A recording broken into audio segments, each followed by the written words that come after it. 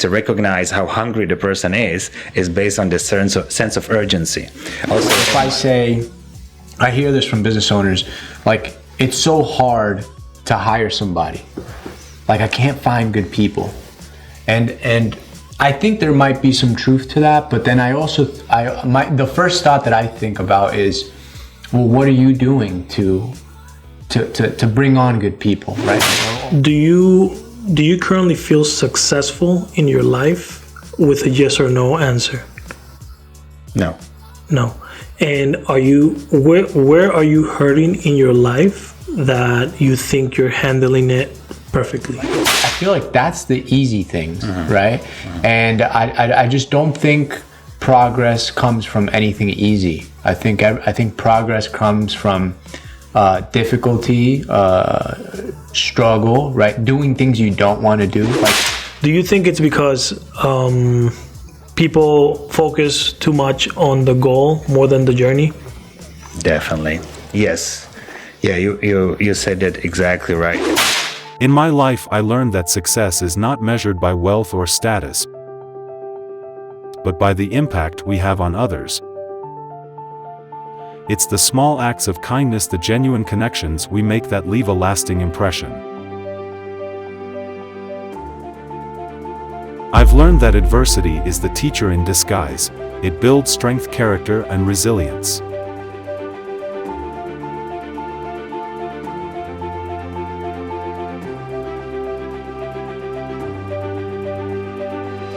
And here at Biz Mindz, our mission is to inspire young entrepreneurs and share valuable conversations to the world about business.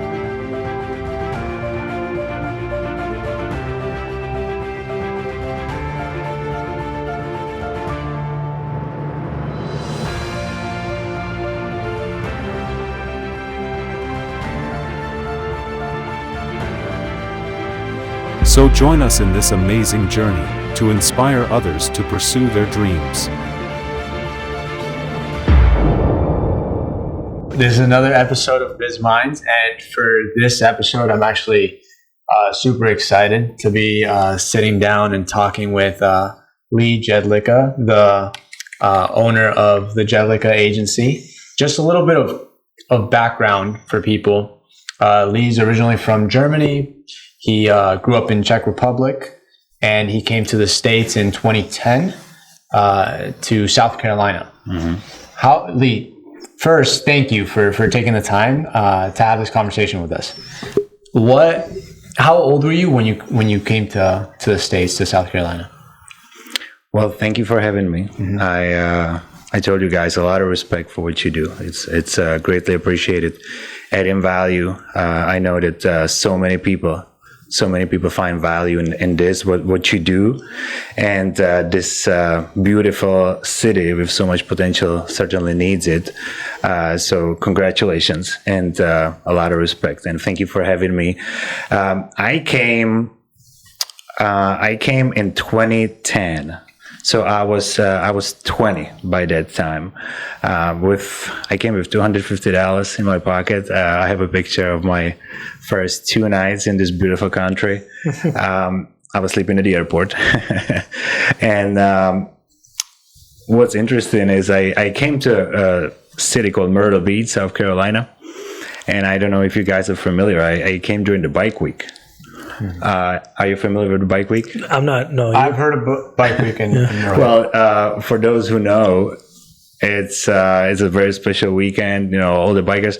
I just simply felt like the game GTA, Grand Theft Auto. I felt like it's the reality actually. So it was like a big shock. But I have to say, I just immediately fall in love with this country. The reason is growing up in post-communism, right? The year I was born, it's kind of when the communism fell apart. I felt the opportunity here. I had no reason to feel it, like no evidence for it, but I fall in love with this country day one. And I knew that here I can become whatever I set my mind to.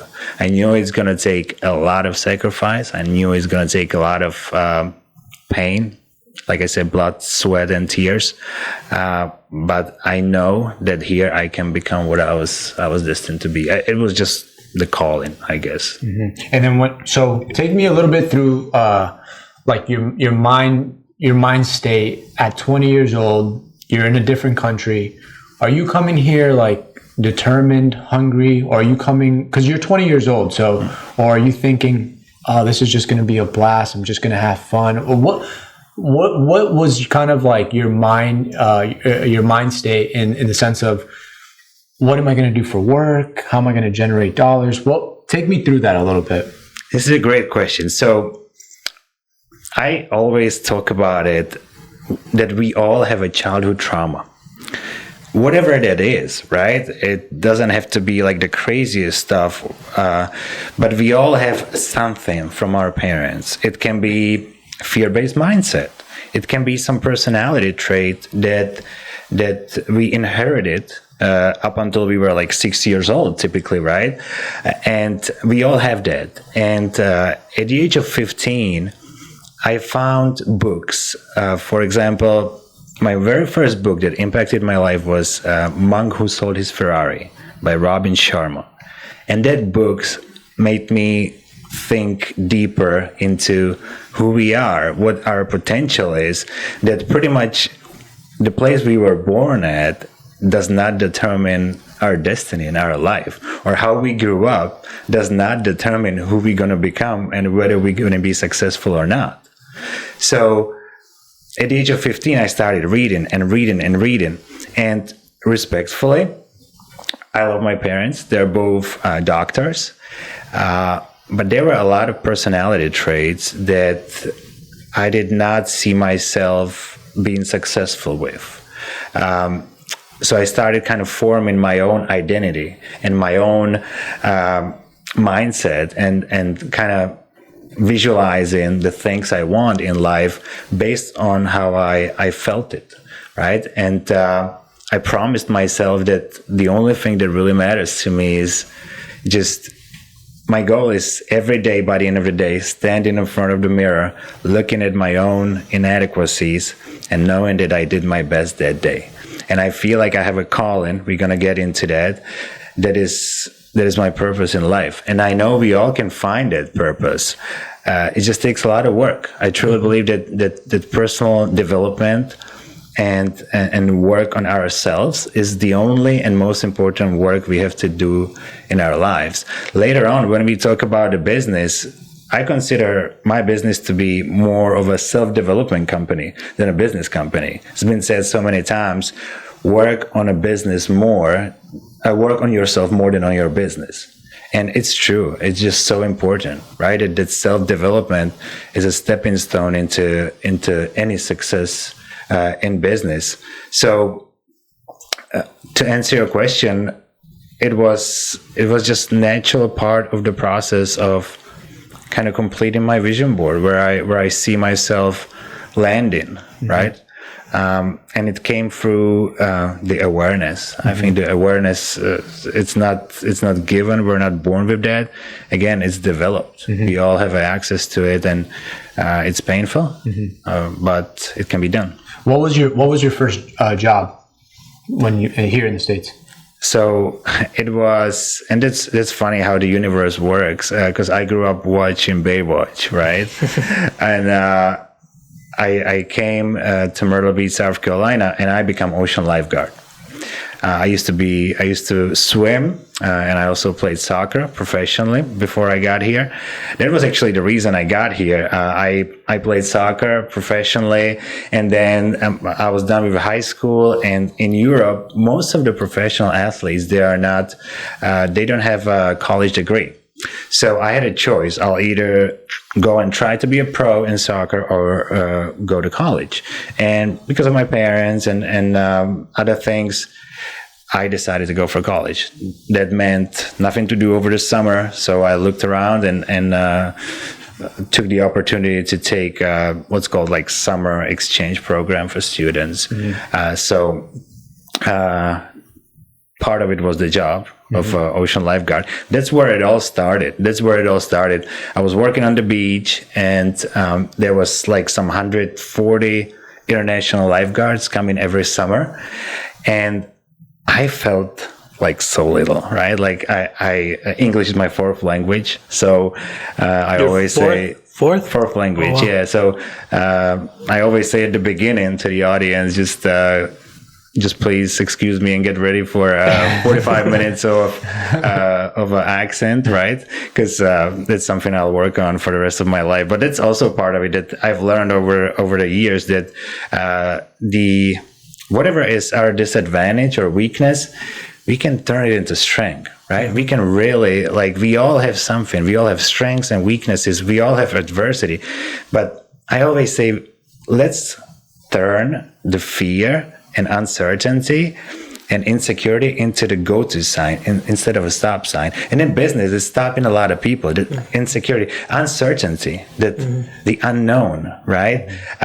So I've learned that over the years. Again, it was a process, but I started as a lifeguard, 140 people around me, and I knew, and this is where all of it that we see today started developing. That was that win or die attitude, or just the necessity to outwork everyone around me being the only option. Will Smith said, get on the treadmill with me and you know who'll get off first. And I've been following that. I remember that ever since. I just said to myself, well, the only thing I can earn the place in this country is to just keep showing up and outworking everyone around me day in, day out. That's all I can do, right? With my weaknesses, with my language barrier. And so I just decided. So at the end of the day, it comes down to the work ethic, because it worked. Like after 4 years in the lifeguarding company, I became a manager. I brought my wife over. I was not the best swimmer. I was not the best at dealing with people on the beach. But again, that work ethic, and that made me believe that here, the work ethic works, right? That integrity and consistency and being resilient and just blindly believing in myself. That's what it was, like blind faith. It's Hal Elrod said, blind faith and extraordinary effort equals success. So we're coming down to that mindset again, but that's all I've had, right? Working for like some $500 a week. And I asked my boss, I remember, and the company's been around for like 40 years. And I said, what's the longest anyone has ever worked for you without a day off? He said like 4 months. It was like 10 years ago. And that year I worked 7 months. And that resulted in me and my wife becoming managers. And again, going above and beyond. And after 3 years of being a managers, we were kind of co-owners of that company, but still at $30,000 a year, having a company vehicles, having all the benefits. And this was 2018. So 8 years in that company. Summer 2018, we got home in the middle of the summer, and even though it looked like the American dream, stable income, benefits, company vehicles, we were so empty on the inside. We were so unfulfilled. And we sat down and we looked at each other and we were like, why is that? And we found out that it was because we reached our potential in that organization, which we are forever grateful to, but we just reached the potential. And now it was just the treadmill. And I looked at myself 5 years from now and I was like, well, it's the same place. 10 years from now, it's the same place.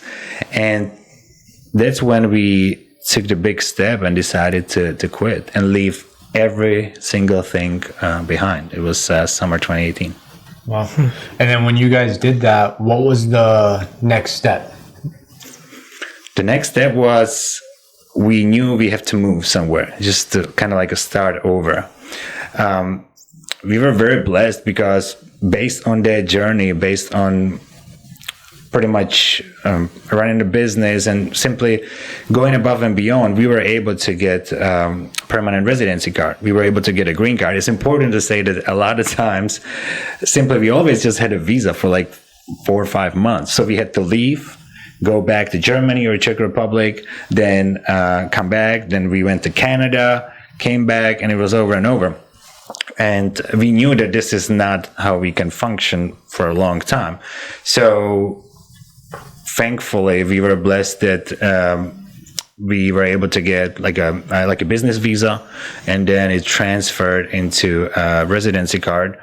And then I'll tell you later what happened lately, which I'm very proud of. But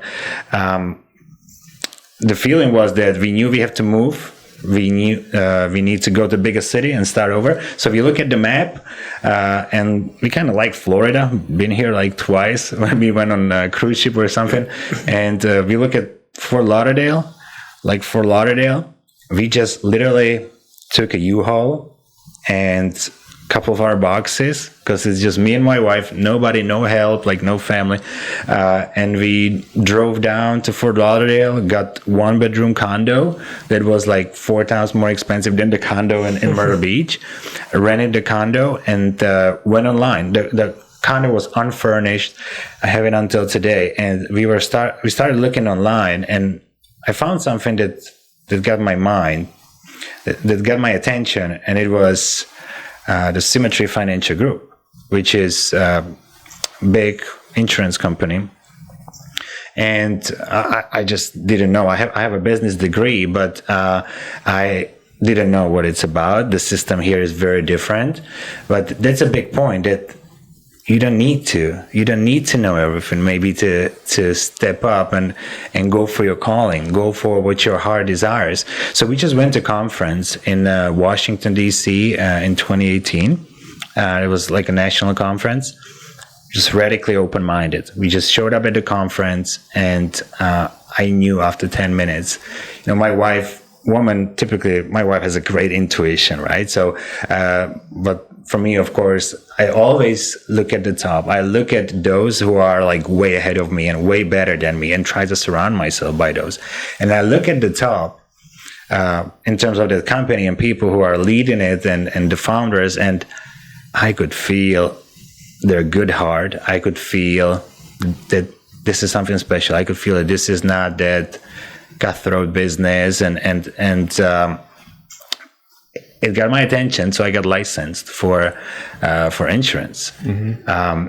I had to use a translator, even though, like I said, I have the degree, but the system is very different here.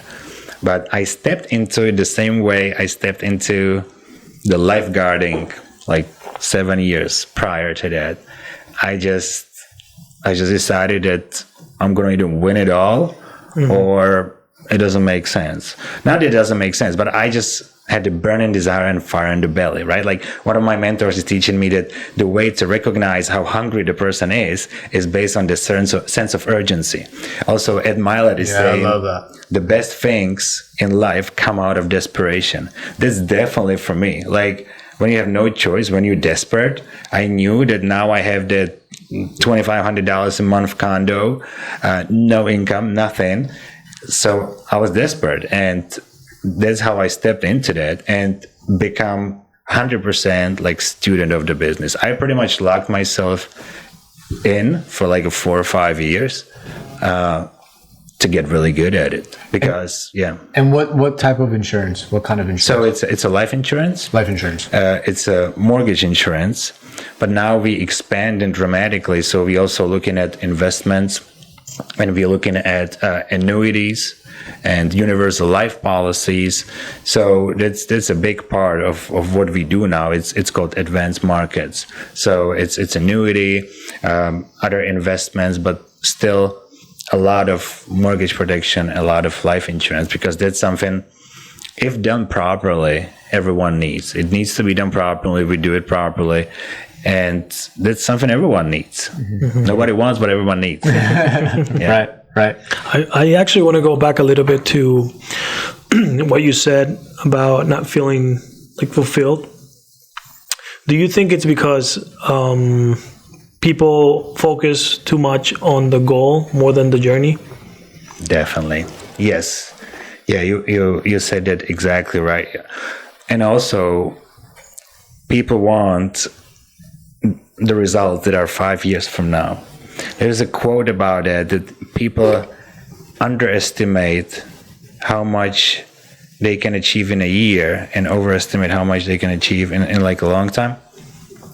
It's simply the ability to delay gratification, right? You guys heard that marshmallow test when they give that little child, they're kids and they give them marshmallows and they say, the teacher leaves and if they eat the marshmallow, that's going to be it. And for those who will be able to postpone that gratification and leave that marshmallow on the table, they're going to get reward.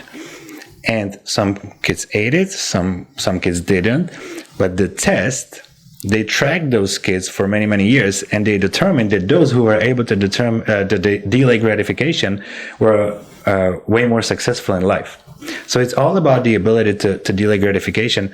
We are now recruiting, hiring, talking to many, many people a day, and really, it's the ability to delay gratification, the ability to go through that learning curve, go through that discomfort, step outside of that comfort zone. That's very one of the most important traits these days. I want to ask you, what are some things, you guys are in the recruitment stage and talking to people to join, you guys.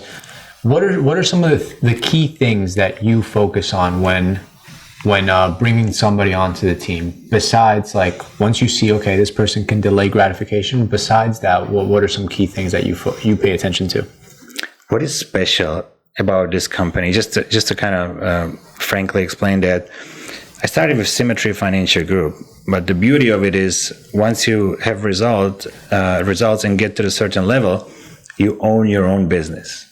You get to a certain level, so now it's Jedlicka Agency under the umbrella of Symmetry Financial Group, which provides technology, mentorship, all the tools and blueprints. But it's now Jedlicka Agency.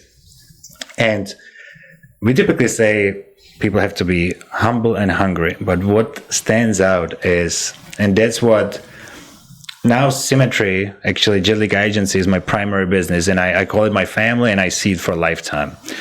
I have other businesses on side, such as real estate and other things, but this is my priority. This is my family because I see purpose in it. And I'm going to explain why later on. But to answer your question, we have a very strong core values. And I talked to you about Ray Dalio and his book Principles that I try to follow in life, right? The ability to delay gratification, the ability to have a thoughtful disagreement, meaning both people can disagree, but the purpose of it is not to win over each other. The purpose of the conversation is to find the truth, right? And Ray Dalio has amazing principles that guide us through life. He's very successful investor. And so in this company, we have a core values. Relationships matter. People come first. That's probably the most important. Doing the good thing when nobody's looking.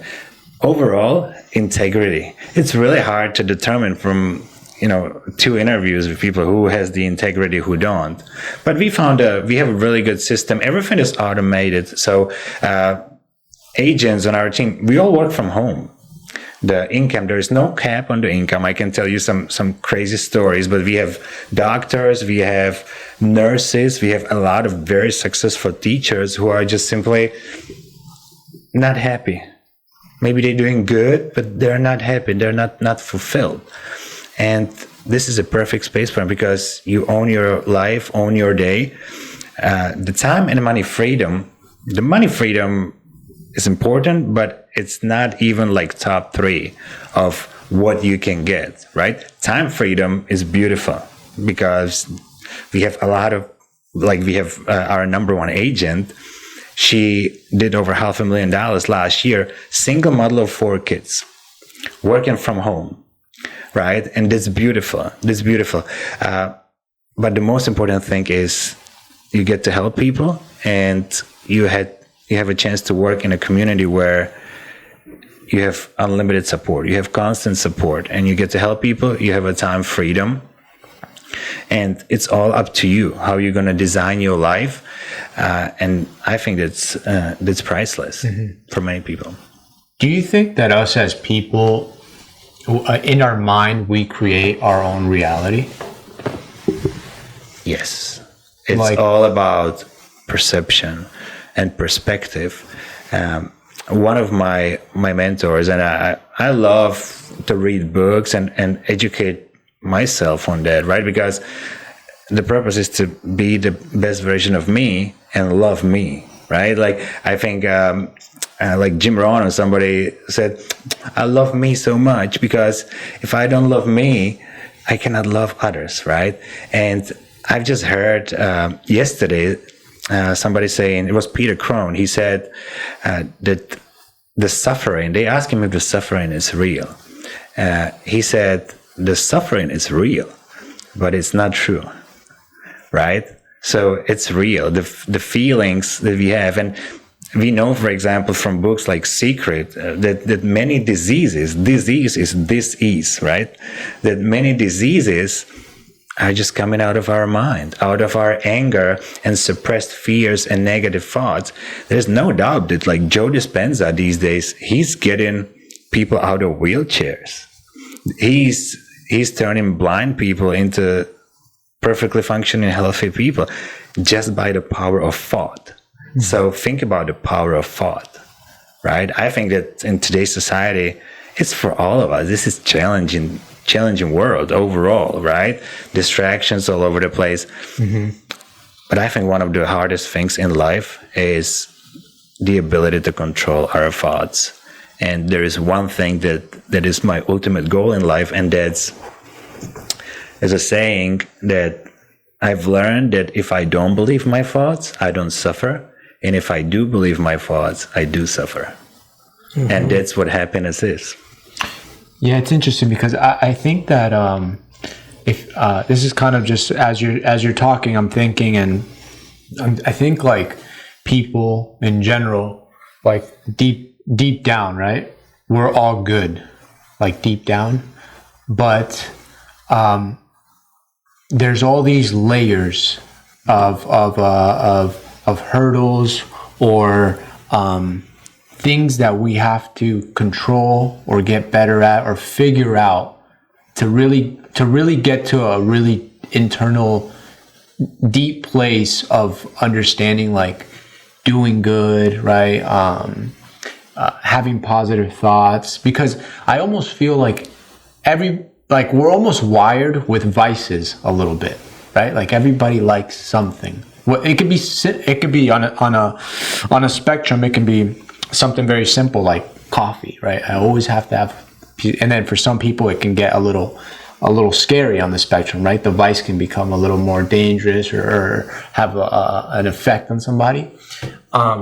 With that said, do you think that if we create our own reality, like if I say, I hear this from business owners, like it's so hard to hire somebody, like I can't find good people, and I think there might be some truth to that, but then the first thought that I think about is, well, what are you doing to bring on good people, right? Like, or what are you not doing that isn't attracting good people, right? Like, because I feel like we've never had that issue in different businesses, and like when we needed to hire somebody, that person.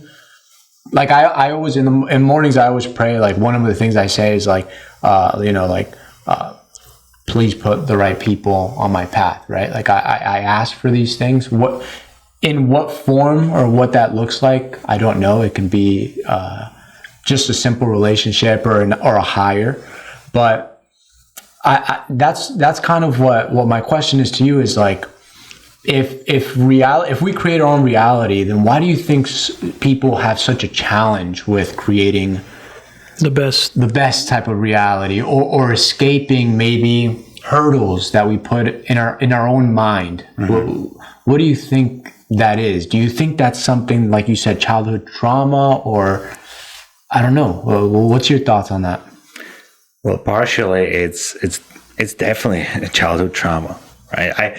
I think many people, including me, it's really hard to admit it to ourselves, how we are wired, right? That there are some personality traits that were given to us.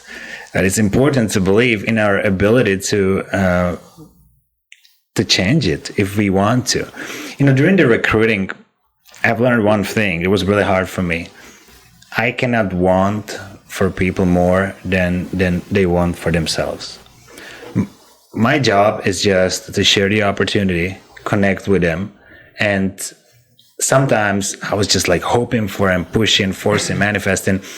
This is one of the big things that I've learned, or I still learn. It's we all trying to control the only one thing that we cannot control. We try to push, force, manifest, trying to make things happen. And the thing we're trying to control is life. And that's the only thing we cannot control, right? So what can we control? To create our internal reality. You know, I was called delusional sometimes. I still am. And when people call me delusional, I'm proud. You know why? Because I am convinced that that's one of my favorite sayings is that suffering is guaranteed. Struggle is guaranteed. Success is not. Think about it. Whether we go for easy road, easy path, comfort, or whether we go for the new business, for that unknown, for that act of courage when we do something we know we're meant to do, but still hesitant to do that, it's going to be struggle either ways. That comfortable life is going to be struggle, right? And that hard life or that growth and progress and stepping into unknown, which will a lot of times mean failing, right? Which failing is good as long as we fail forward. It's going to be a struggle. So the only task then is to learn to struggle well. Why don't we realize that it's going to be struggle, but we can struggle well, right? That suffering is inevitable. We all suffer, right? I think it's about that self-narrative we have. Isn't it that self-narrative that on every single situation you can see it as a stepping stone, or you can see it as a stop sign, right? And then we are naturally wired for many, many years, to escape from that hungry lion, right? We are, that fear is installed in all of us, right? Like there's that, I always remember what changed my perspective about fear was when, imagine that in your garden, there is a water hose. And a lot of times people see water hose, there's a study about it, and they think it's a snake. Think about it. Every time I see that water hose, I'm like, is it a snake? And that's how we are installed, right? Like for maybe millions of years, but it's just a water hose. So a lot of times the self-narrative is just stopping. There are good people is like every person we interview is a good person. But I think that's those fears. That nurture, right? Yeah. I have a couple questions. Lee, do you currently feel successful in your life with a yes or no answer? No. And where are you hurting in your life that you think you're handling it perfectly? And I'm so glad I gave you this honest answer. You know, where I'm hurting is, and it's my own personal work. Like my life is amazing, and I know that actually. And that's actually one of the things that I'm trying to learn is Ed Mylett is teaching that learn to eat that steak on the way. I'm very ambitious. I have a huge, massive goals, and there's a dangerous place on the way of achieving your goals, and that's that you always see the next step. Mm-hmm. So I'm honest. That's what I'm learning. That I achieve one goal, and instead of celebrating and being content and sitting down for a while, I go for the next one, right? I'm getting better and better at it, but that's why, I'm not a finished product. And it's never going to be a finished product until my last breath, because we, as a human beings, we are ultimate adaptation machines capable of anything we set our mind to. But there's a work to do every day on ourselves. Yeah. Right. So it's that ambition sometimes can be dangerous. That those dreams and time running out. Mm-hmm. It can be dangerous to forget to notice the collateral beauty, Yeah, and sometimes don't you think it's scary to reach all your goals and be done with the journey, to then realize that what you were actually enjoying was the journey and the hustle? I have to tell you, I'm working on my speech now for an event, and this perfectly fits into this question. Is before I came to this country, the quote is, before I came to this country, I've heard that the streets are paved with gold. Once I got here, I've learned three things. They are not paved with gold, they are not paved at all, and I was the one expected to pave them. Those three things. And the speech I work on is that it was not a gold road. It was a gravel road. All the time it was a gravel road. But when you pull over on that gravel road and look back, you find out that it was all gold, because the journey was the gold. Mm-hmm. Do you get the point? Yeah. Mm-hmm. And it's so hard to see in the daily mess. And while on that gravel road, you pretty much painting that gold without realizing that. Did you ever have a moment in your life where you said, like, you just questioned yourself, you went through something and you just said, like, what am I doing? Or is this something that, am I even on the right path? Did you ever have a moment of doubt, or do you still have moments of doubt? Like, if you did, what was that one moment that you can think back on that you said, what am I doing? What am I doing here? Well, I have to tell you, I think everyone has a doubts every now and then, but I think that this is actually one of my strengths. I think it all comes down to credibility, self-credibility. And self-credibility is developed by daily, little by little tasks, self-promise keeping. Saying, I'm going to pick up the water instead of the soda, for example. Saying, I'm going to go to the gym instead of 20 minutes on Netflix. That's why self-belief and self-credibility and self-belief is developed. It cannot be purchased. It cannot be borrowed. You cannot fake it in your mind. You either build it your own. And it's the beauty that we all have a chance to build it for ourselves. And I have to say that one of my strengths is consistency. Like, I'm really good at being consistent. I set my mind for something, and I cannot break the promise to myself. I've developed that over the years, but I'm very proud of that because of that, I don't doubt myself. I really, as I mentioned, from listening to so many successful people and people who have what I want to have or achieve what I want to achieve, I've learned that it's all within us, that we are really capable of anything, right? But there's a lot of work behind that. So I believe that, and people ask me a lot of times in the business, how come you can stay consistent? And it's developed. You can develop it too, but it starts from you. There's, in my opinion, no other way around it. Mm-hmm. Yeah.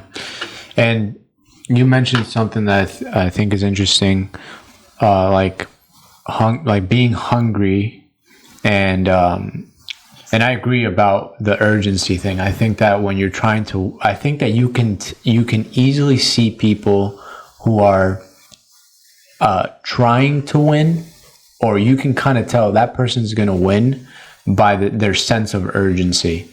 I think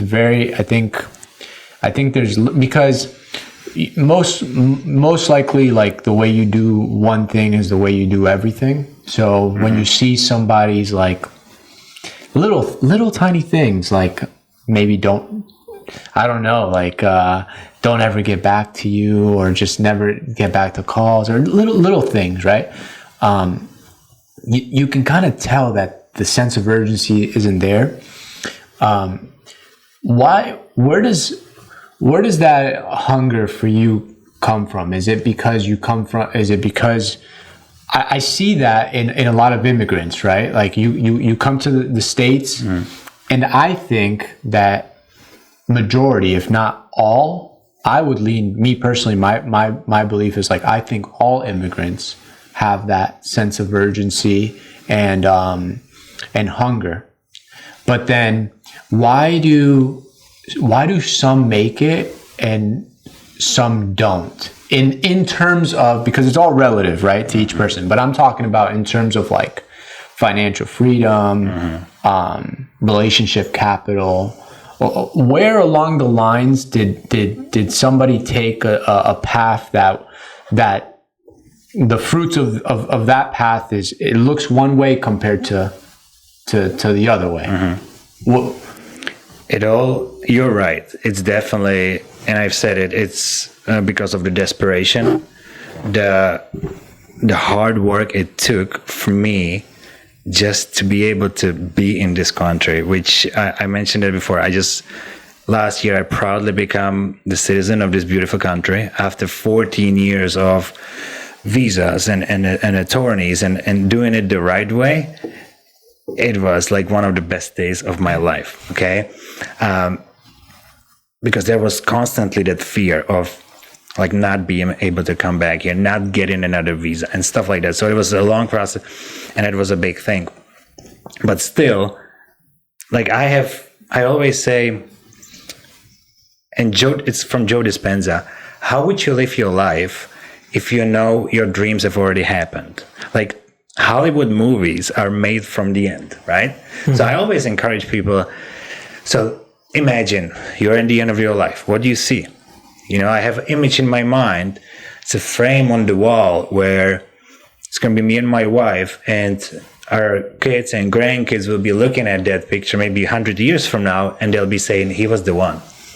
Ed Milet, and I'm so passionate about it, Ed Milet, he says, with each rich or wealthy or happy family, they were not always like that. It was just like, it was full of problems. It was not a wealthy family until the one showed up, until the one. It always started with the one, with one person who started the generational wealth, who broke the generational trauma of fear, of poverty. And I honestly feel like I was handpicked to be the one. And that's where my responsibility comes from. My responsibility is to be that guy on the wall one day. And I know that it's going to take way more pain than hopefully my kids will have to endure. And it also comes from something that is very important, and that's gratitude. Gratitude is ultimate state of receivership. And if I tell you that I'm starting calls with my team, just expressing how grateful I am to stand on this ground in this beautiful country, just grateful, because it wasn't always what I could have, just like that. Many people are surprised, but it makes them think. I lived in Italy, I lived in Canada, Germany, Czech Republic. There's a place for everyone, right? Like we're all destined or belong to some place where we are happy. So whatever it is for anybody, but I feel like I have that healthy sense of urgency in life because I feel like what we can done, there is not enough time for that. Also, I have a clear purpose in terms of who I want to be my last day. And I have a gratitude. And gratitude is just so important. Tony Robbins is saying, you cannot be fearful and grateful at the same time. It's impossible. He's saying that those are two feelings that you cannot have them both simultaneously. So you either have fear or you have gratitude. And I really know that it's only about what we practice. What's the story we tell ourselves? That becomes our emotional home. Like there were seasons of my life when I was full of fear, and suddenly 1 hour of the fear turned into 5 hours of the fear a day because I practiced that thought, and it became my norm. It became Lee Jed. It became my emotional home. So that's when I decided to change it by changing the thought, right? Mm-hmm. Mm-hmm. Yeah, it's very, very interesting. Do you have anything? No. I was listening to what he was saying and trying to question myself many things. I love how you explain everything, and I can tell you do some deep thinking, and I'm a little bit of the same. I like to really understand what people are talking about, but then when they say something, I really pay attention and kind of break it down to this little to understand it. But yeah, I think I think that's true. What about people that might be in a position, based on what you say, that you're not, in the sense of, like, I can easily tell when someone it's on another level spiritually. It's very easy to tell, even by the way you're sitting down. I don't know why, but I've always liked that psychology part of, and I read a lot of psychology books.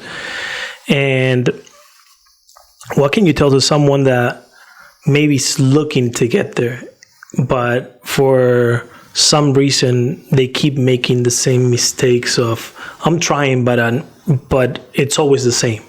You know, I always go into the same mistake to be able to, grow spiritually.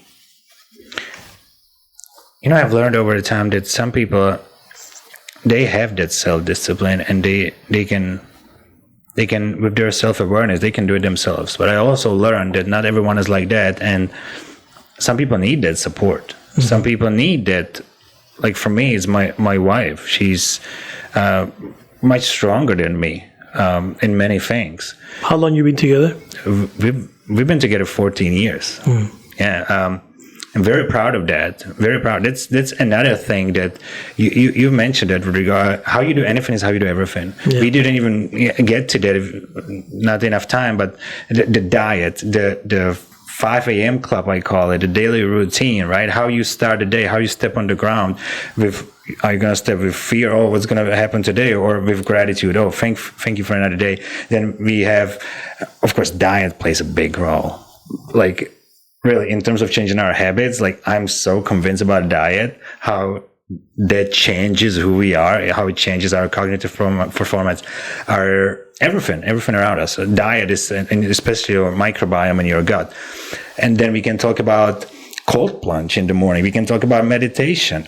There's so many ways that can help everyone to start the day being fully recharged and giving them the strength to do those things that deep down they know they need to do, but that comfort and whatever that is keeping them away from that, right?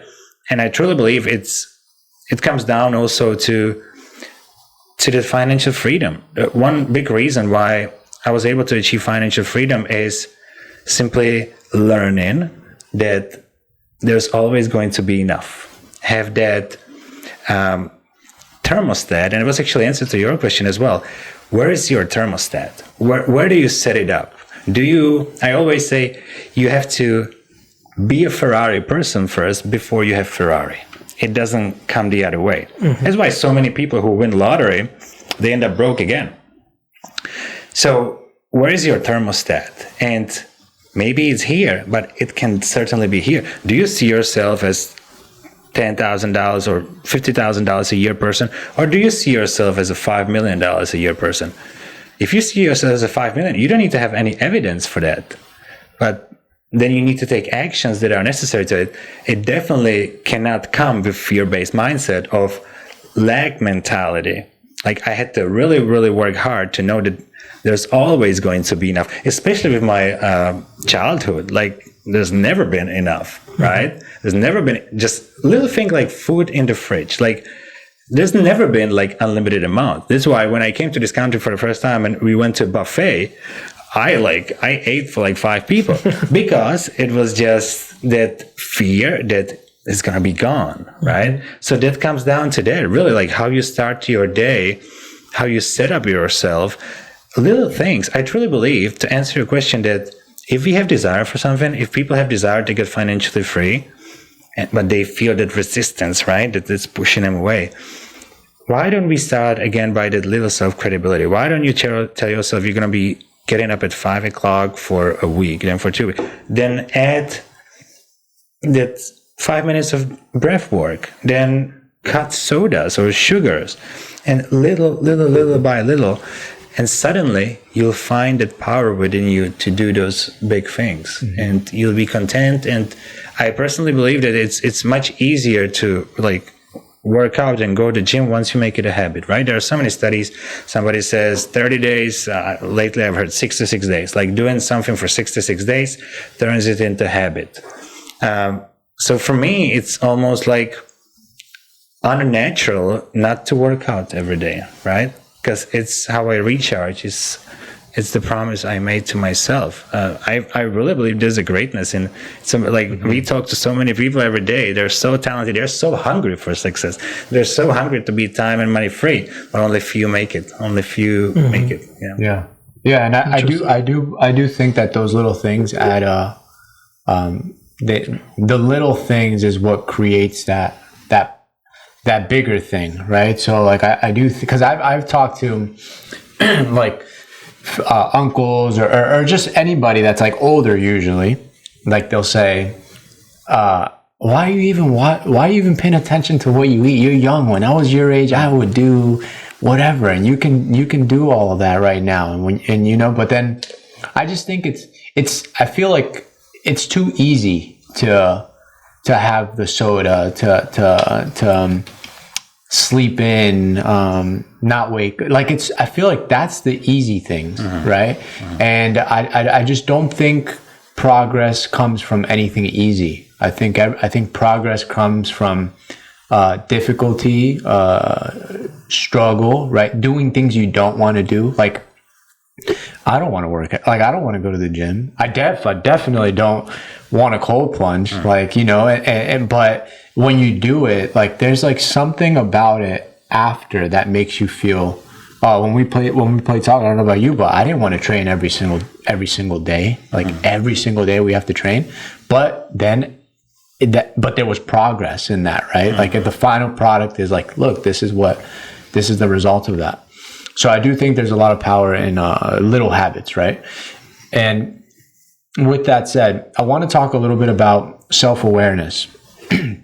This is a topic that I really like. I think that self-awareness is something that's, in my opinion, it's underrated. And I think it's one of the most important things that somebody can work on, because I think it's one of those things that you don't necessarily have to be born with it, but you can work on it every single day for the rest of your life, and it can bring you great results, and it can help you in a million different aspects of your life.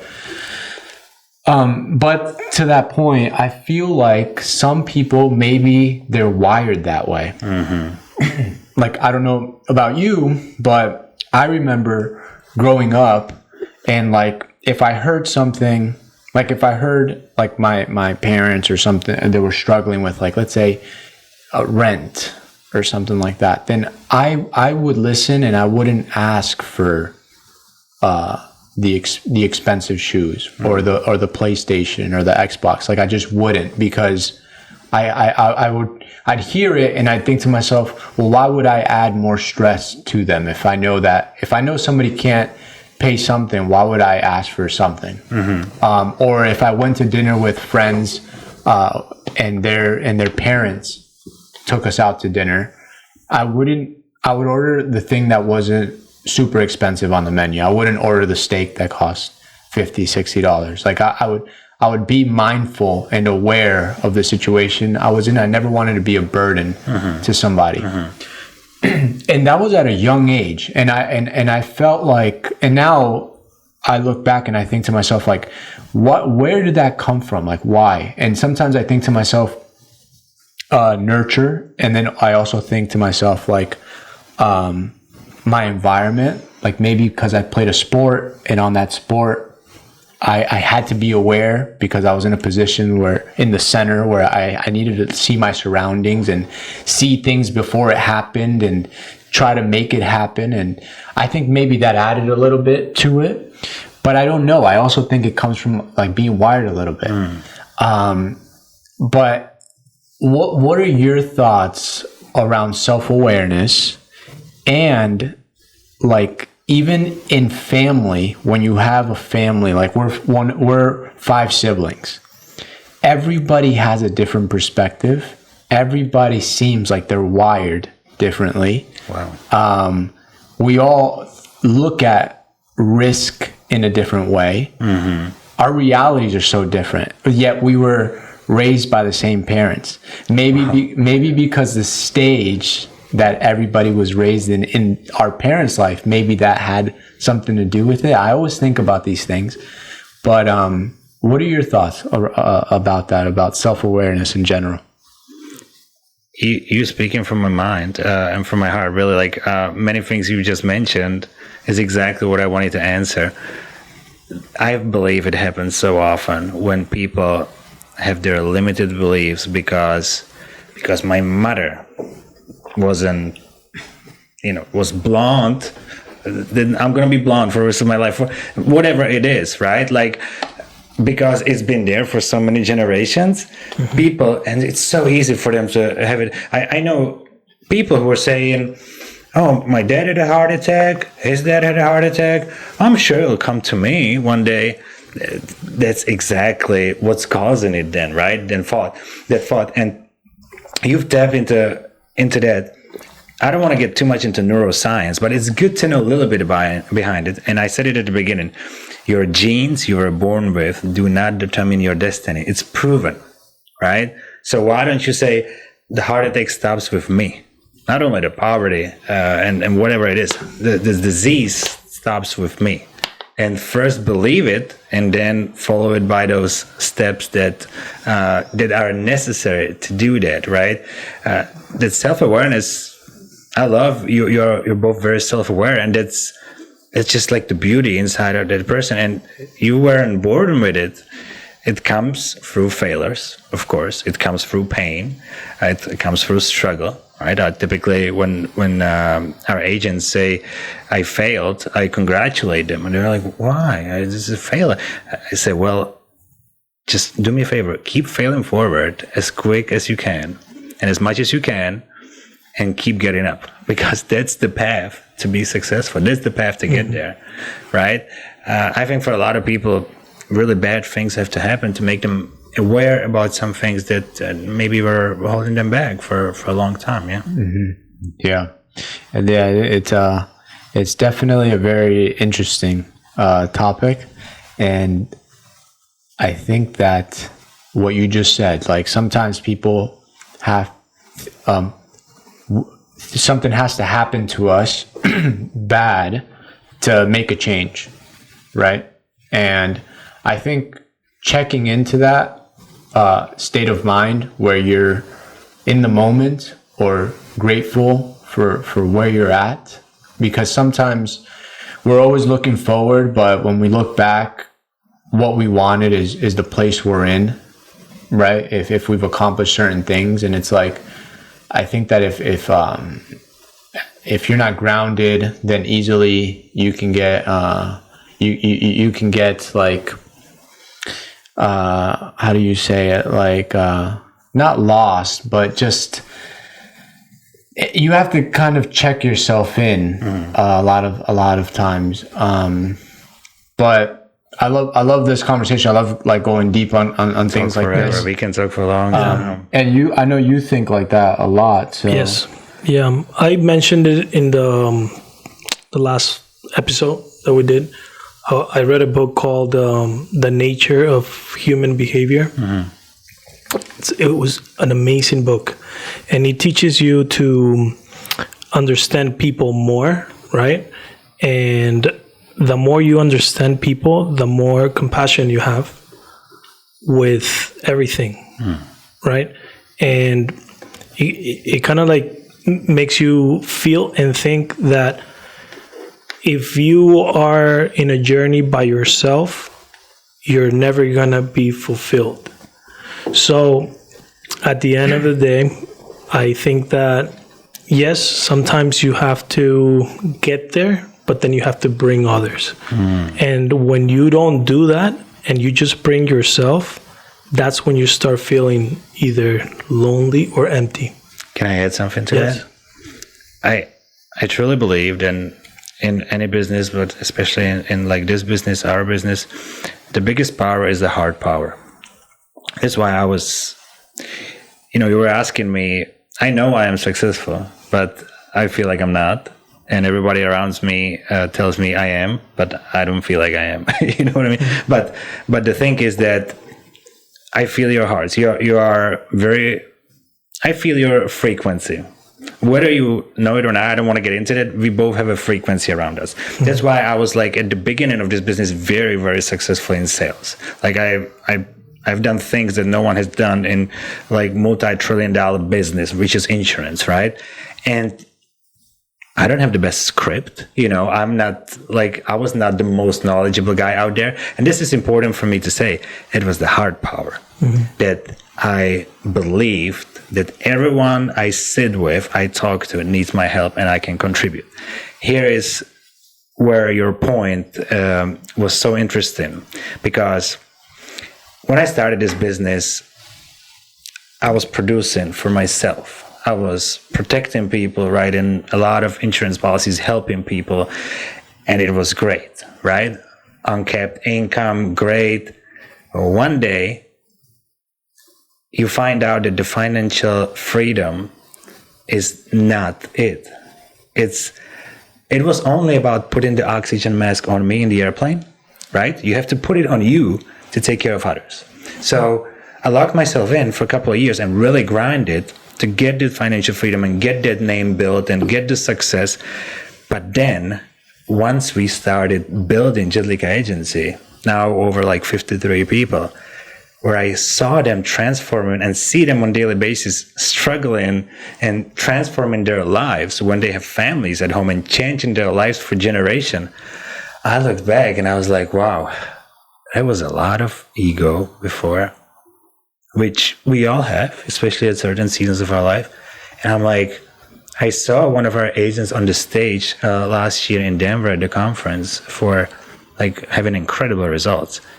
And I felt like more bliss in my heart and happiness than me being on that stage. And I think that's the real wealth, right? In terms of what you said, like really, as we getting older, the contribution and service to others, I think it's more than any dollar sign or anything, really. Yeah, 100%.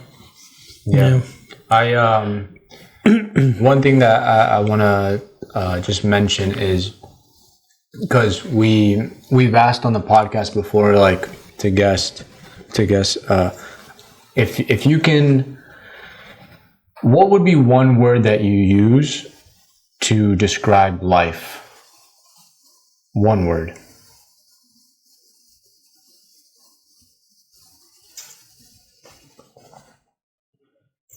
It would be a journey. Journey. Yeah. I had the same thing in my mind. Yeah. Really? Yep. Yeah. And it's so interesting, right? Because I think that, like, I agree, right? Like, I would say I would use the same word.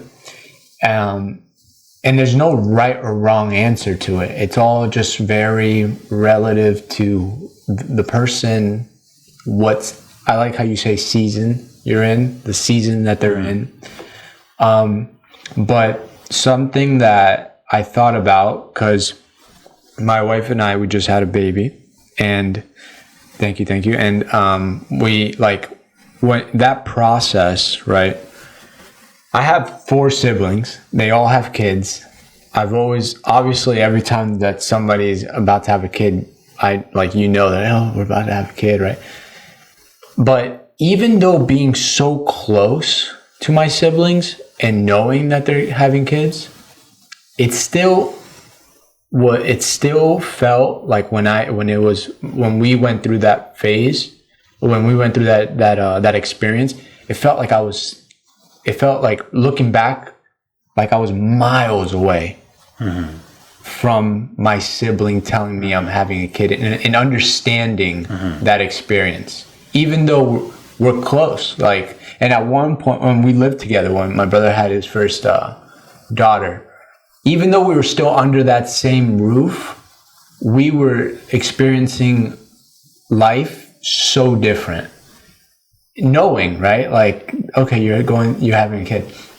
And when we went through this experience of having our daughter, what I thought about was when my daughter came into this life, I thought to myself, like, wow, like life is hard.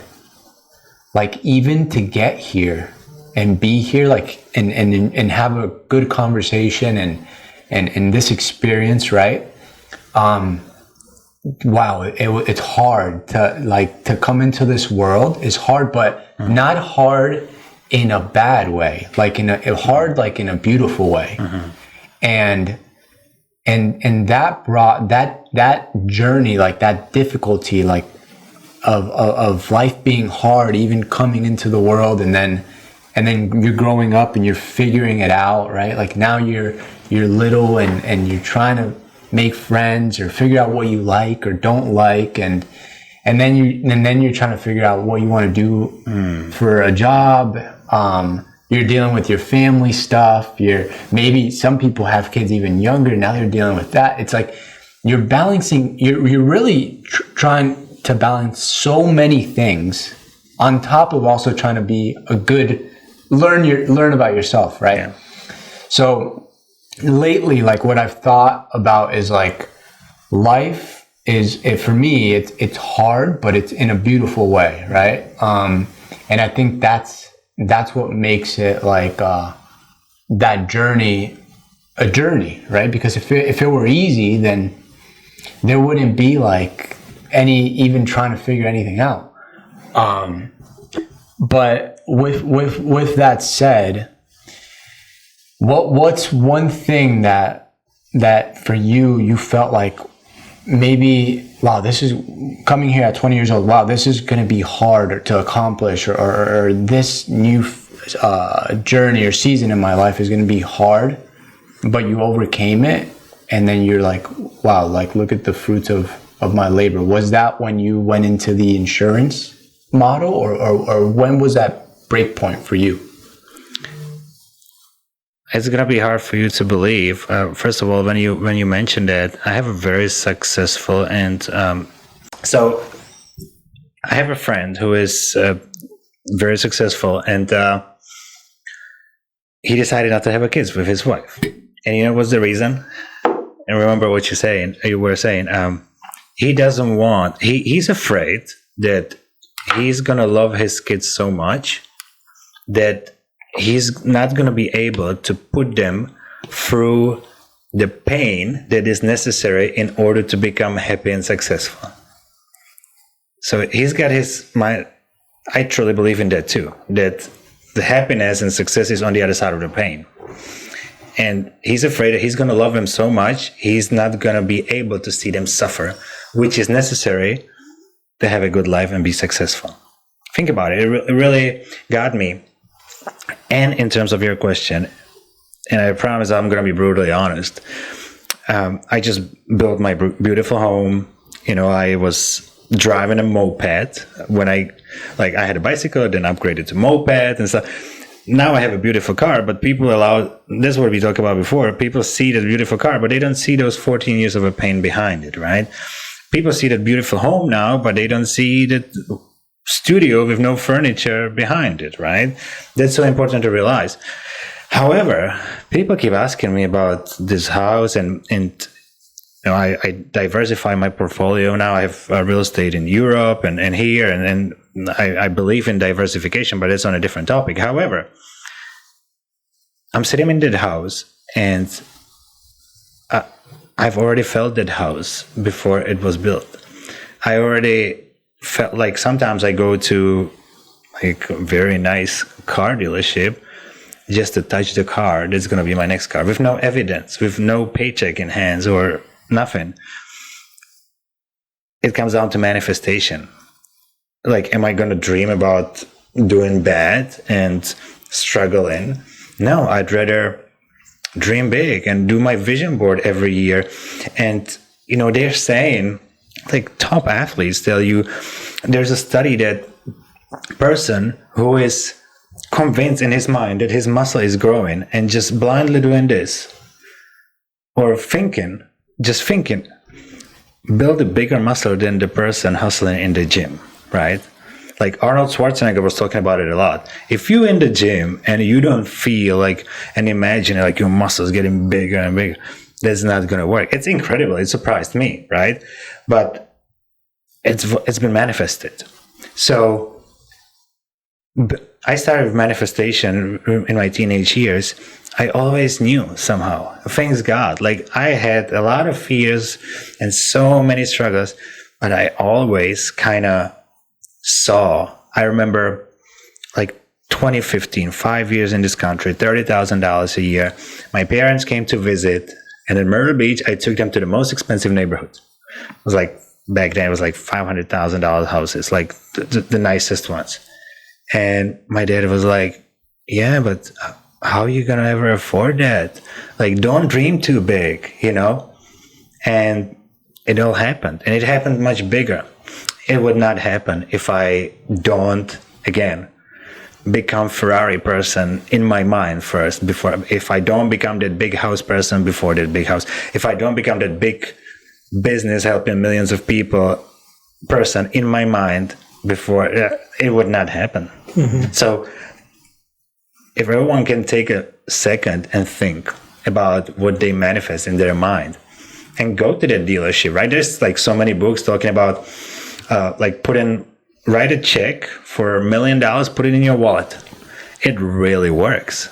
Like, it really works. Put that check or fake bill or something for $1 million and put it in your wallet. That way, every time you open your wallet, also, if you notice, like, the more successful you get, a lot of people get intimidated. Like, I deal with it in business a lot. A lot of people are intimidated by success. Yeah, it's opening their own wounds, right? Mm-hmm. Yeah, I don't know if this was ever a thing for you growing up, but like if I always heard like something negative around success, like, and I don't know if it was like if it's just marketed that way so that the successful people keep getting successful, and they're like, let them think that everybody's unhappy when they're successful, or because like growing up, you'd see somebody with a nice car and instantly you'd hear, oh, it must sell drugs. Yeah. Or something, like, at least us. Like, my mom always said, oh, he's stealing for sure. Always. Like, whoever was entrepreneur, like, up until 1990, there was communism. Like, my parents were born, my dad's 59, my mom's 61. So they're very young parents. But you cannot get it out of them. There was a communism broke apart in 1990. And like, they had nothing before. Like, I see like movies from 60s, 70s, 80s in America. Like, they were standing in the line to get a pair of jeans in like 1997, right? McDonald's, forget it. Like, washing machine, they don't have dishwashers until today, Yeah, that's true. It's interesting because I don't feel like I ever had mentors in my life. But I did have very successful people around me, and I'm talking about my parents. Like, I feel like they're very successful, and the last thing I'm thinking right now in my head is financially. Do you look up at your parents? 100%. It's beautiful. Yeah. Because... So when I say that they're very successful, like, it's not about finance. It's not about money. I mean, because they like.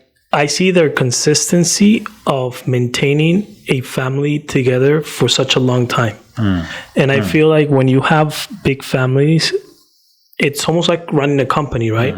You have to think about so many things. And that consistency of keeping a family always united and always together, it's such a hard work. And also, like, with that said, my dad, he always says, like, nothing is yours. You just have to learn how to use it. And I apply it in my life a lot because... How does he mean? Like, in regards to what? To everything. He said, he always says it to me, and I know that he said it to a few other people, but I don't see they pay attention to what he's actually trying to mean. But he's just practically telling you, like, you shouldn't think about the, like, winning. You should think about the process always. And or you can't take it with you. Yeah, like, he's always like, you can't, because he's about, like, my grandma, she's like got properties, and the last thing he's thinking about is that my grandma is 104 years old, and he like, you will talk to him and he'll be like, like, he doesn't care about it, not one bit. Really? He's like, I enjoy what I have, and what I have makes me feel successful. And I was thinking, I was like, yeah, I mean, really nothing is yours. So you're not taking anything, or you can accumulate a whole bunch of things and not know how to use it. Yeah. You know? Yeah. And it's interesting. It's so interesting because, now with the airplanes, like crashing all over the place, like I just had a bad thought. So I was like asking my wife, we fly next week. Do you feel just like you always do? She's like, no. And it makes you think like, okay, so everything can like be done right away, right? Like just being at the bad place at a bad time. So then you really ask yourself what really matters. Like we all fight over stupid things every day, right? Mm-hmm. Yeah. So, and sometimes we all think that like we have big. Sometimes I think that, a lot of times we make our problems seem much bigger than they really are. Yeah. And until you get a real big problem, and then you're just focusing on that really big problem that came out of nowhere, that now it's like, what happened to all the other little ones that you were stressing about? Now you completely put all those to the side, and now you're focusing on this one thing. But yeah, I mean, things at the end of the day, I do believe that it's all people centric. So like, how you treat others, right? Family, friends, communicate. I think there's so many layers to communication, and I think communication can solve so many things. I think it's one of the two things besides, two of the things that are the biggest things in causing divorce. It's financial problems and miscommunication. So I think that just says a lot, because you can communicate in ways where it doesn't have to be the same type of conversation with everybody, right? Like understanding, like I can't talk to this person like I can talk to Lee, right? I have to have a different type of conversation. And I just think it's all people centric, because like to Gonzalo's point, my parents in the financial aspect, it's not like we come from, financial means, right? But definitely family values they taught. And then it reflects to where they're at today. So they're in the later stage of their life, but now like the sibling. And it reflects to where we're at today. Yeah. Financially. Yeah. Because so then siblings, like everybody wants to be with my parents, like in our family. Right. Like, so, yeah. So like, if my mom will get calls from everybody all day, like all the siblings, like, oh, come over here. Come. So it's like, they did their part just by coming to this country. That's how I see it. Like being, in your middle age, not understanding the language, coming from hardship. It's not like you came with money and said, let's build over here. It's coming from hardship with 5 kids, no money. I think that box right there, just to even make that decision, you did what you had to do. And then that's why I think that's the fruit of their labor, is like now everybody wants to take care of them. Everybody's like wants to be around them. And it's because they focused on people. And yeah, I just think that I think there's so many layers to life.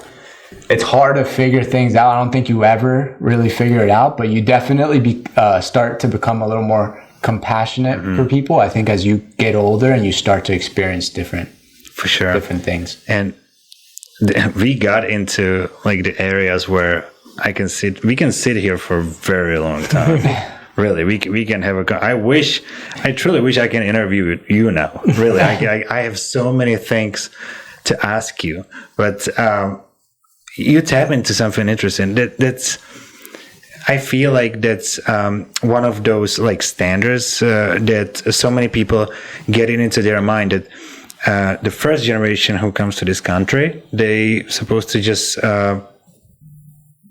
to learn how to get by, right? And like make a living and kind of set up the second generation for better life, right? And that's not wrong. That's totally fine.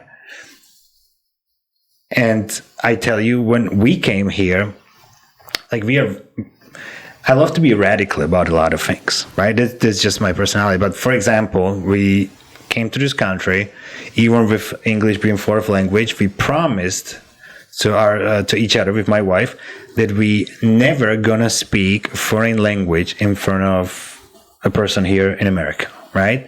Just a rule, just a sign of respect, right? Just a sign that we are here to adapt to your culture, right? We were visitors here, adopt into your culture, right? And I truly believe it helped us so much, because there were so many other international people around us, and we become the managers. We had a success that most of them didn't, and we think back why it was, and it was just a pure love and gratitude for this country, and also the ability to adapt and respect and just do whatever it takes to become part of it one day, Yeah. Kind of switching gears a little bit, like you said, like I feel like we definitely have to do a part 2, because this is a good conversations to have. But definitely switching gears, I have is there anything that you want to mention that we didn't touch or speak about? We've had an amazing conversation. I just want to let everyone know that they're one decision away from totally different life. If I can share something with everyone that whatever their mind is telling them might not always be true, right? And sometimes it's good to see invisible, believe impossible, and trust the unknown. And they're one decision away. We see daily in our agency, people come and they change their lives with amazing culture, not only financially, but in terms of the environment you're in, right? So whether it's a Jedlicka agency, whether it's something they wanna do and pursue, just realize that our clock is ticking for all of us, for young ones, for older ones. And I truly believe in human potential. Imagine how so many people doing incredible things. There are people who have 14 companies, and sometimes we are afraid to start one business, right? So I just want to say before wrapping up, we definitely have to do a part 2. This is a great conversation to have, and I think that there can be a lot of things picked up from this conversation. But wrapping up, I want to say thank you for taking the time to have this conversation with us. And I also want to mention that, I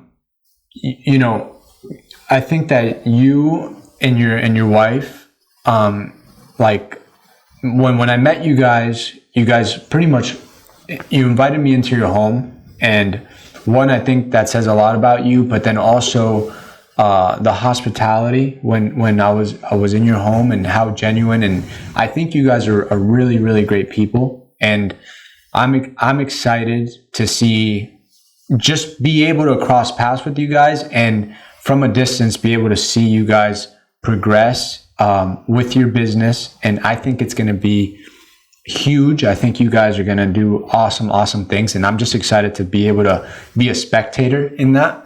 And with that said, I love connecting with somebody like you, because I think that we share a lot of common things, and it's just great to meet people that think similar and just are interested in self-development and certain conversation topics. So I want to say thank you for taking the time. We really appreciate it. just so grateful for you both, really. Like I was mentioning before, the frequency cannot be faked. This was a special time. I believe everyone will feel the frequency. I've heard today that if you want to change your life, just change who you compare yourself to.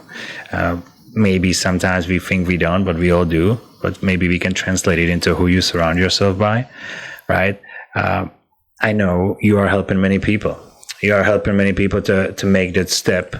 And the quality of your life and the happiness is determined by the amount of people you get to help and serve and impact. And we all going big because that's how it's supposed to be. We are not here to be average. We are here to make a difference, impact millions of people who will benefit from what you do. This is just a peanut. I always say this is just the 1% of a capacity. Just like I was talking about my home, impacting millions of people with Jedlicka Agency, protecting them and helping agents change their lives. It's already said and done. So now it's only about the struggle and being willing to sacrifice what needs to be sacrificed to get there. So today was the beginning of something big and huge. And I'm so proud of it, and I'm so grateful for that. Thank you so much. We appreciate your visit. We really do. Thank you. Thank you. Thank you.